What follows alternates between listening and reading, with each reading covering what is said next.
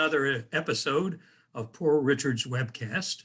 I'm Richard Arena, your host, and I'm joined by my Franklin Roundtable colleagues, Mr. J.D. Van Brink, author of The Simple Tax and founder of the Franklin Roundtable, and Mr. Matthew Schwartz, Esquire, Franklin Roundtable's legal counsel, and general counsel, lead counsel at Schwartz Law Group. Good evening, gentlemen. Good evening. Good evening. Well, this evening we're going to tackle the realignment of the parties.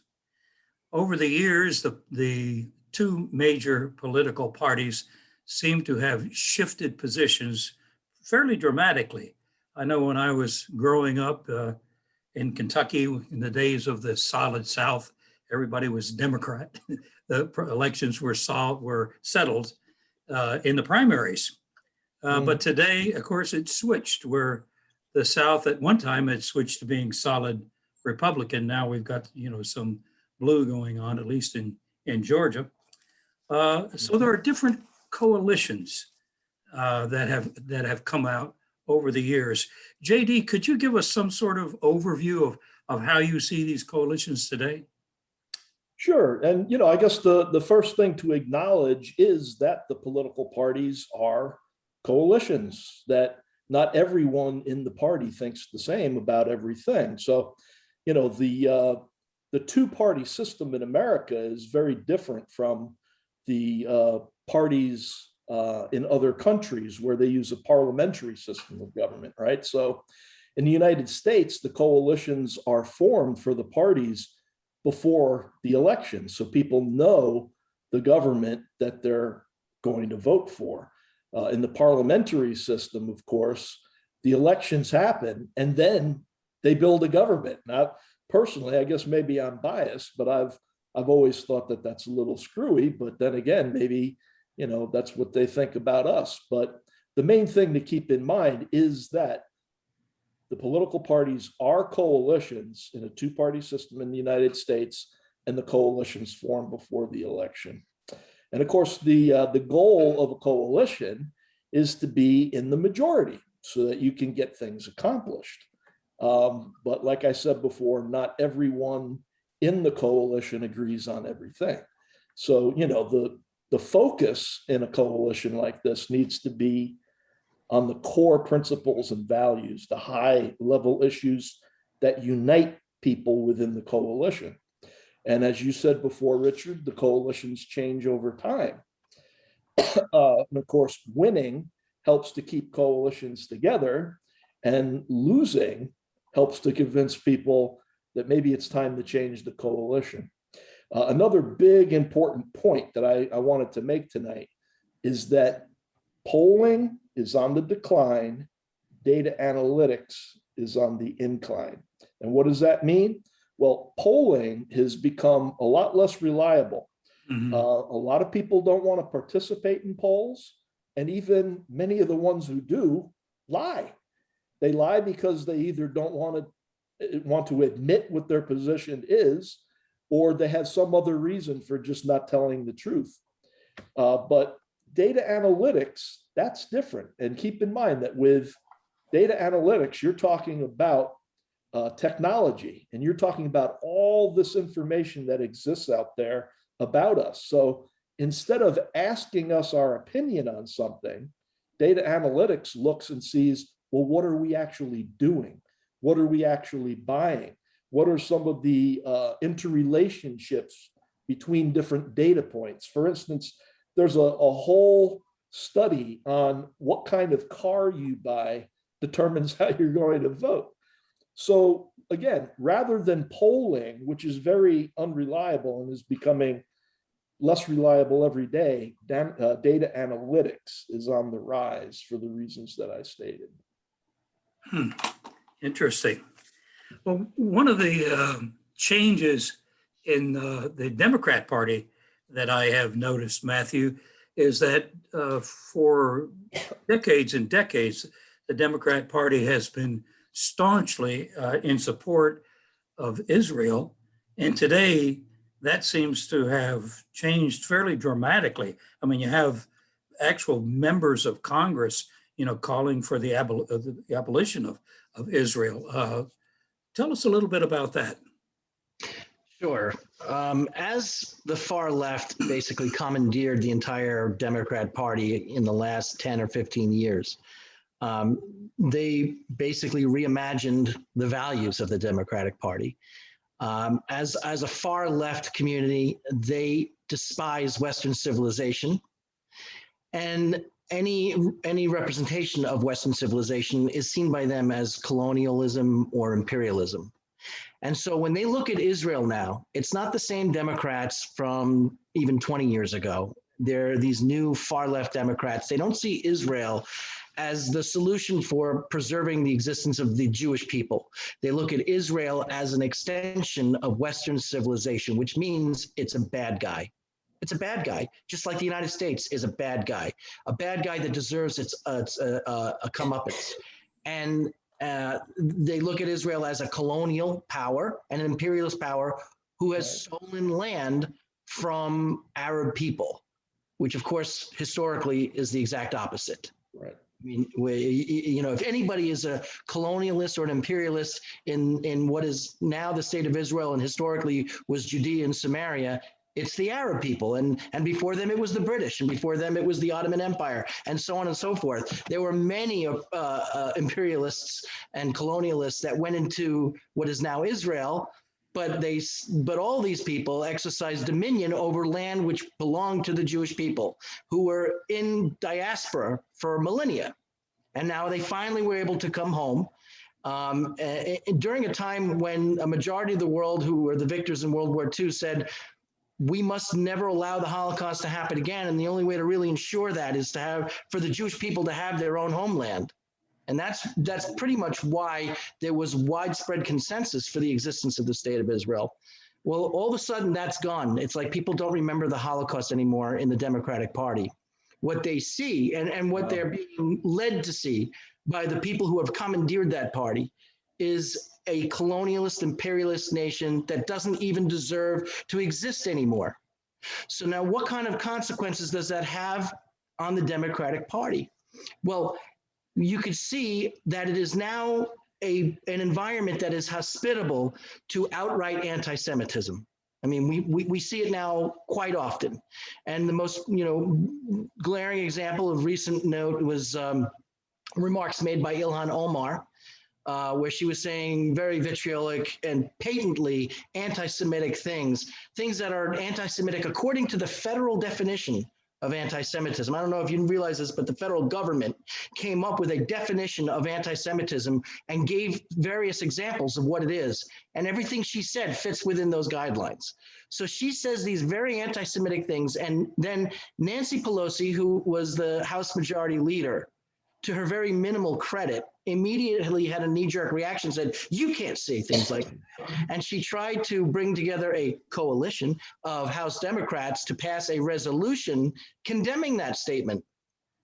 And there was a draft made, and it went into committee. And that draft essentially said that, we condemn anti-Semitism in all of its forms. That wasn't good, though. The Democrats, the majority of the Democrats, which are driving this horse, said, no, that's not what it is. And then it went through several other iterations before the final resolution was adopted by a majority of the Democrats, which did not mention anti-Semitism at all. In fact, what it said was Islamophobia is despicable in all its forms, as well as all other kinds of bigotry. Now, that is a testament to where not only that Nancy Pelosi doesn't really have her power anymore, that people like members of the squad do, Ilhan Omar and Ocasio-Cortez and Ayanna Pressley and Tlaib, they are controlling a lot of what's going on in the Democratic Party. But it also shows that the Democrats as a party are willing to not only tolerate, but to defend the anti-Semitism of the leaders of that party. Now, that never happened before, but it's happening now, and you don't see that on the Republican side. One of the reasons why the Democrats think they can get away with this now, because they used to rely on the Jewish community and to some degree for political support, but the Jews are expendable to them now for two reasons. Number one, they don't really think that they're losing that much support because the Jews no matter where they are in the world, they're a really tiny minority. I mean, I think the Jews constitute maybe 1% of the United States population. So it's not like they have a lot of numbers to be voters who will cast their ballots for Democrats to begin with. But aside from that, the Democrats know that about 70% of American Jews identify as Democrats anyway. Now, that's not to say that all 70% of those American Jews that identify as Democrats are A-OK with this burgeoning anti-Semitism within the Democratic Party. But you know what? The dirty little secret is many of them are. Many of them are. And there's a reason for that. And that is because, like many other Americans, they have become brainwashed and they have left their religion of Judaism and adopted this new religion of progressivism, which means they're okay with the idea that there shouldn't be a state of Israel. Jewish people, people that I would consider to be self-hating Jews, are okay with the fact that there is no more Israel, that they can basically throw their Jewish brothers and sisters in Israel under the bus because they have it coming anyway, because they're capitalists and they're colonialists and imperialists. These leftist Jews are no longer traditional Jews, and they are secularists, okay? And if you look at Jews across the spectrum, by and large, if you look at in terms of how observant they are, you can pretty much project what their politics are going to be. So the Reformed community, the Reconstructionist community, even the conservative Jewish, and I mean that in a religious sense, not a political sense, even the conservative Jewish community, they tend to be less observant, and because of that, they are much more likely to subscribe to leftist ideology. And if you go in the other direction, you find Jews that are much more observant.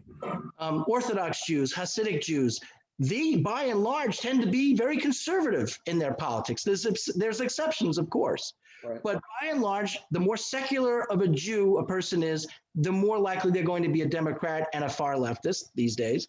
And the more observant or orthodox they are, the more likely they're going to be very conservative. So you have these leftist secular Jews who have abandoned their religion.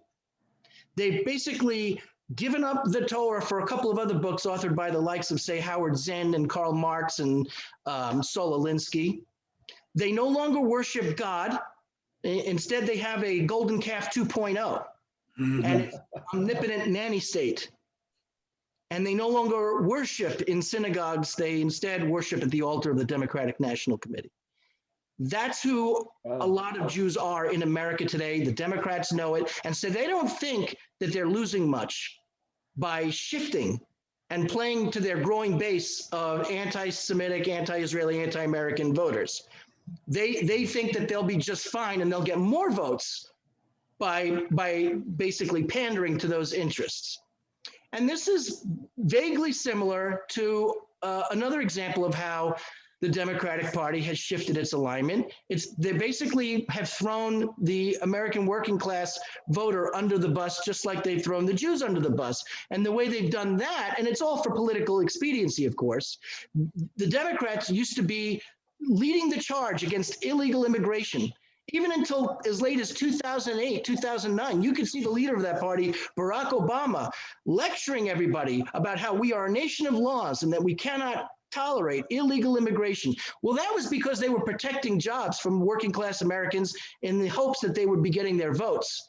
But then they hatched this plan shortly after that. And that plan was to infuse the country with illegal immigrants who would vote for Democrats, and they will outnumber the working class Americans. And so guess what? Working class Americans are thrown under the bus. The Democrats don't need them anymore. They have what they hope to be millions and millions and millions of new voters coming in from other countries. And it's just like what Lyndon Johnson did when he passed the Civil Rights Act in 1964. And he had this very infamous quote when he said, "We'll have those N-words," and he didn't use the real word, actual racial epithet. "We'll have those N-words voting for Democrat for the next 200 years. Same mindset. We'll get rid of the Jews. We'll vote. We're going to get all these people who hate Israel to vote us in, because this is a democracy after all. And we don't need the working class Americans anymore, because we're going to get millions and millions of illegal voters who will keep us in office for the next 200 years. Two questions, Matthew. One, when you say some are not very observant, do you mean observant of, what's going on in the world, or do you mean observant of the Religion. tenets of their faith? Right, observant in the terms of practicing Judaism and observing their faith. I think everybody knows what's going on, subject to, of course, whatever filters they have, depending on what community they're in. I mean, we all kind of filter the news as we see it. But when I said, when you want to evaluate whether a Jewish person is likely to be conservative or liberal politically, you look at their observance of their faith. Are they go to synagogue often? Do they follow the mitzvot? Are they practicing Jews? Do they believe in God? If they do, and it makes sense, right? Because when you're religious, you have standards. Morality is not relative. We have the Bible that tells us what's good and what's evil. But leftists hate that. They hate standards. They hate being judged. They want everything to be accepted except that which disagrees with what they say. They also want to replace families with the state. Yes. Religion strengthens families. Mm-hmm. Yeah, it's all these ideas are interconnected, and Interrelated, we addressed that when we talked about the 10 points of how Marxists are trying to destroy the country. Marxism. Yeah. You had another question for Matt Richards? Yeah, I do.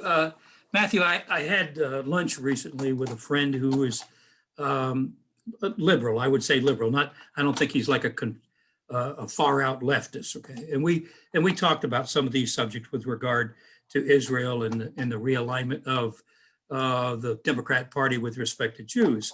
And his position, as we talked, was that, and we hear this, that the Jews in Israel are doing bad things. They're doing awful things. So are the Palestinians. It's kind of equal bad here. Is that the way you see it? Is it equal bad or not equal bad? Not equal bad at all. Not at all. And if all you have to do is look at one example of what happens within that conflict, and it tells you everything you need to know. In this last war that just occurred, you had Hamas that was shooting rockets indiscriminately into the civilian population of Israel, hoping to kill as many Jews as possible. On the other side, you have an organized state that invested hundreds of millions of dollars into technology that would not necessarily kill Arabs indiscriminately, but would shoot the missiles as they were coming in, across the borders, basically trying to shoot down missiles. And when they do go in to blow up an installation where they know that there are munitions, basically that are using human shields, like hospitals and schools, and even the building that was housing the Associated Press in Gaza. Before they did that, they gave notice. These are called knock notices. They sent literature saying, we're about to destroy this installation. Right. Get out now. Have you ever known another army in the history of civilization that would warn its enemies before it would blow up a munition or a site? I do. The United States in World War I. Yeah, we dropped leaflets. Yeah. Okay. Well, they're as good as Israel. There's one. And Israel. Okay. Find another one. The Arabs are not doing that. The Arabs are not doing that. So Israel tries to preserve life as much as possible, and the Arabs try to take life as much as possible. Not just Israelis, but their own. They send their own children with bombs as suicide bombers to go in and take out other Israeli children.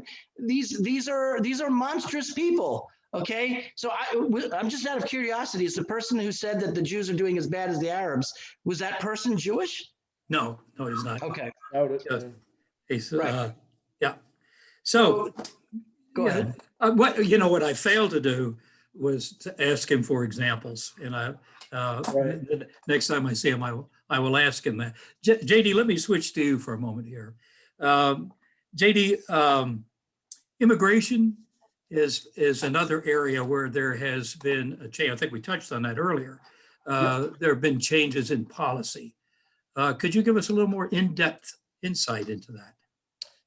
Yeah, sure. And, the first thing to keep in mind is that immigration has been an issue that's been a source of disagreement throughout American history. And it was even a major factor in the Civil War and what led up to the Civil War. Of course, the North was urbanized and industrial, and they favored higher immigration.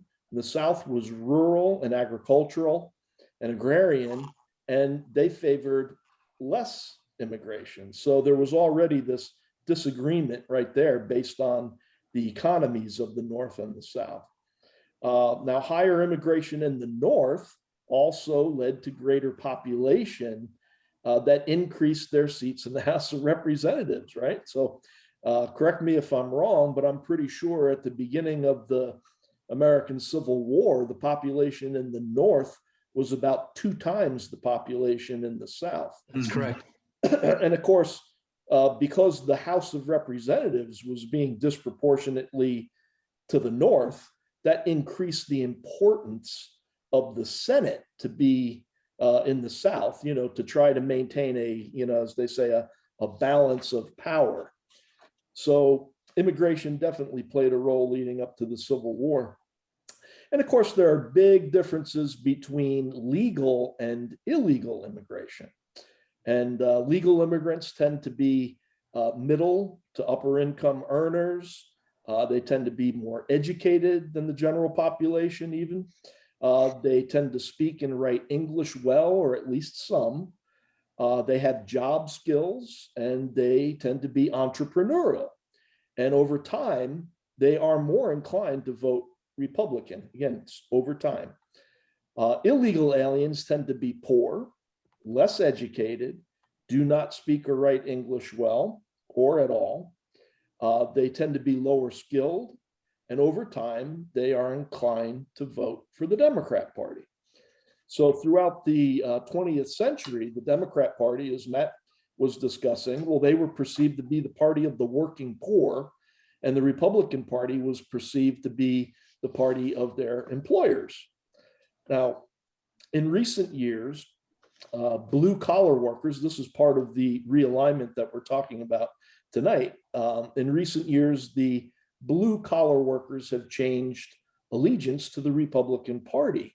And it's because they perceive that Democrats are more sympathetic to illegal aliens. And they think that the illegal aliens take their jobs. And that's not just a perception, that's a fact. They also, illegal aliens increase the cost and degrade the quality of their public schools, increase the cost of healthcare, and are more involved in gangs that increase drug use and crime and the cost of fighting it. And all these costs are borne by the working poor, right? So also a related issue is that blue collar workers and people of color tend to send their children to public schools, and they actually support school choice. So they perceive that Democrats are opposed to school choice, which they're very much opposed to school choice, and they favor teachers' unions and government bureaucracy, and the Republican coalition has been benefiting from this perception over time.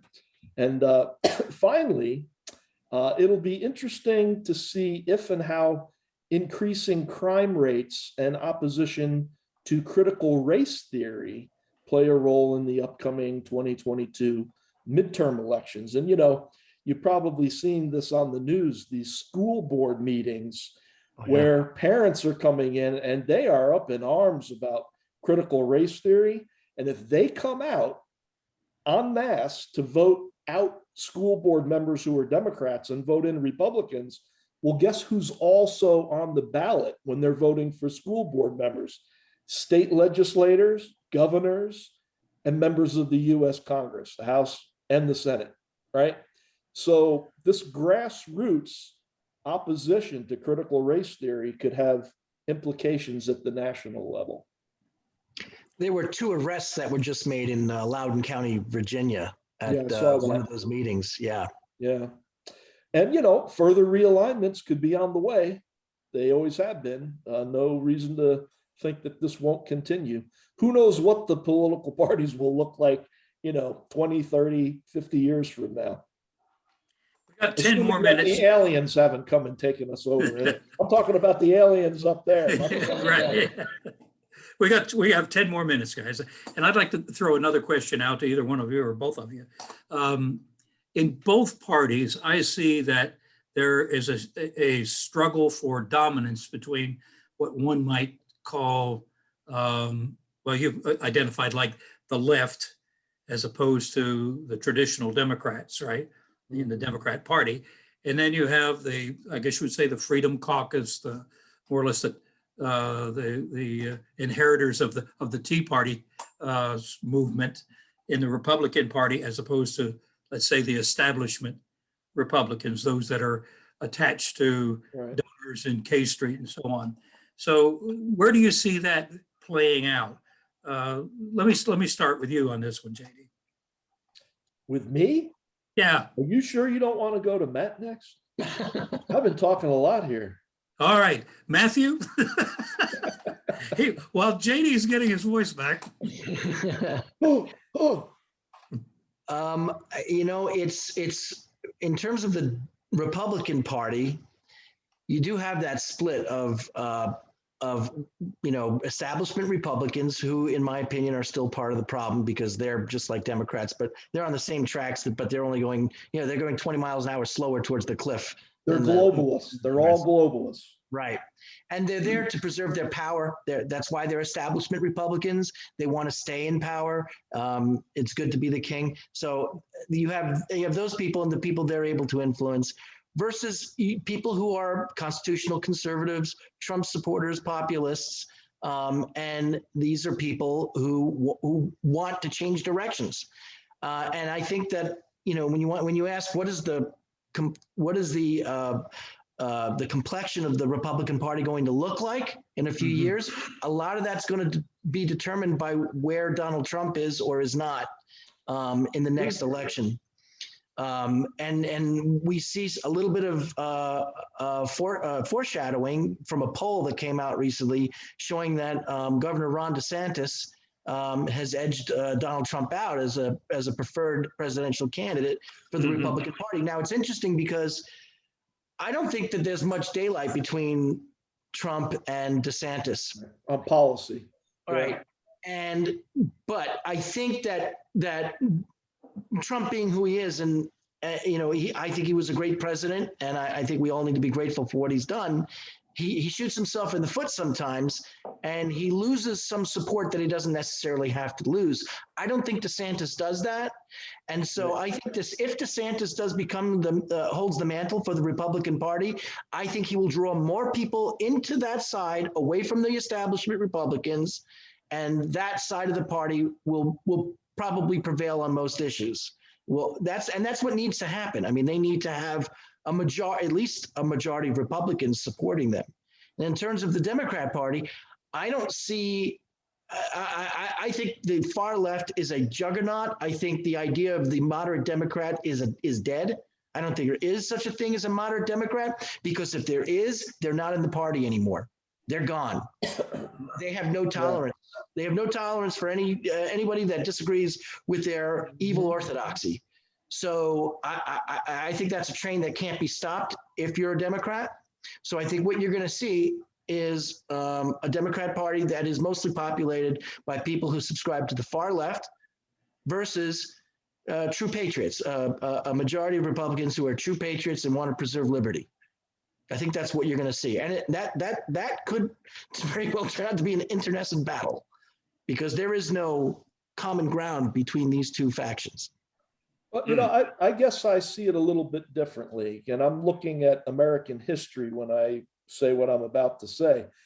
We've seen this movie before. In the early 1900s, the progressive movement, they were a juggernaut too. And, there were the radicals, and then there were the progressives, and the radicals wanted everything now.